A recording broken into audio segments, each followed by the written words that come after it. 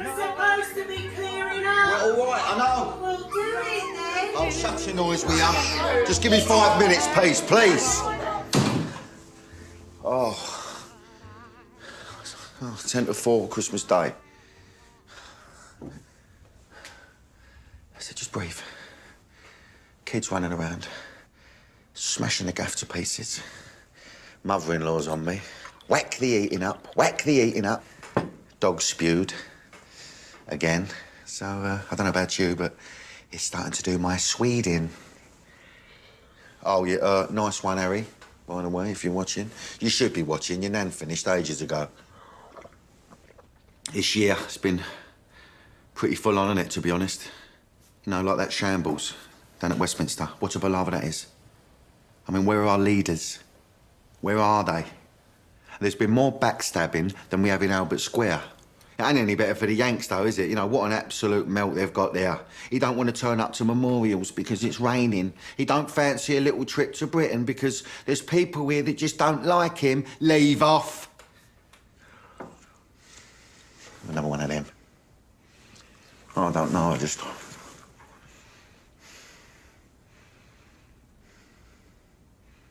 Sorry, I'm not trying to seem more profound or nothing. It's just these things they're repeating on me, and just talk amongst yourselves and.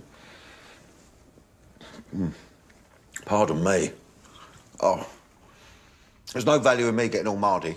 I've realised how much there is to be proud of this year. You know, 2018 marked 100 years since our boys finally came home from France. Well, some of them. Battered, ruined, desperate, broke. Many of them being told they were mad, when in reality they were nothing but heroes. Just like the women, who 100 years ago had to starve themselves in prison and throw themselves under horses just to win the right to vote.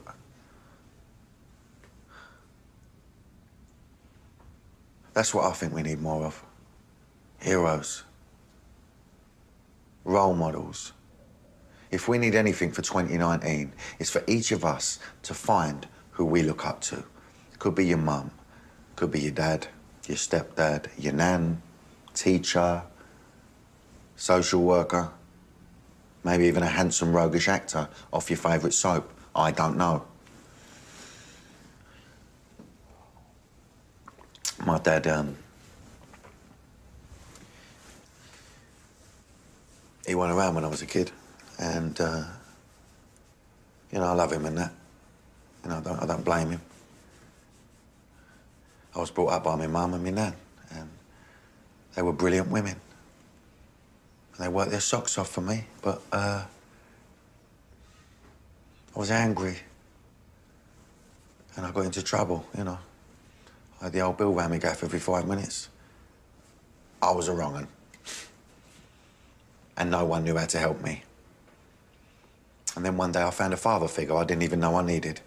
I went for an audition for a play, and I met this old geezer who wrote it. He was an East Ender, he was a West Ham fan, just like me.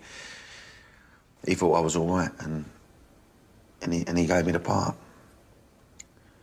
Turns out it was a fella called Harold Pinter. Yeah, that Harold Pinter. He became the most influential man in my life, and that was exactly what I needed. He taught me that where I came from didn't dictate where I went to. And when the critics got on my back saying I couldn't act, I always knew that Harold Pinter thought I could. And that was enough for me. Now I'm just trying to do the same for my kids. You know, trying to be a positive influence, you know, set an example. I teach my girls they can be who they want to be, and I try and teach my boy to be a good man. Now, don't get me wrong, I ain't no saint. You know, I can do better. I think we can all do better. And as dads, we can't stop trying to do better until there's no need for hashtags to remind us that no means no.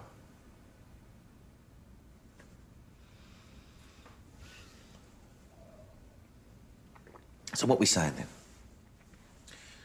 Life can get a little stressful. We might get on each other's nerves a bit, but remember how much there is to be proud of, to be grateful of.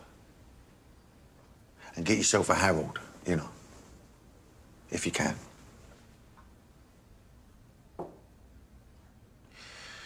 Right, that's my 5 minutes. Merry Christmas, my loves.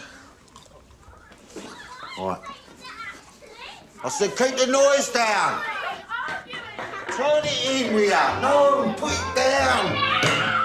Come on now, I was out of order. Come kiss a cuddle.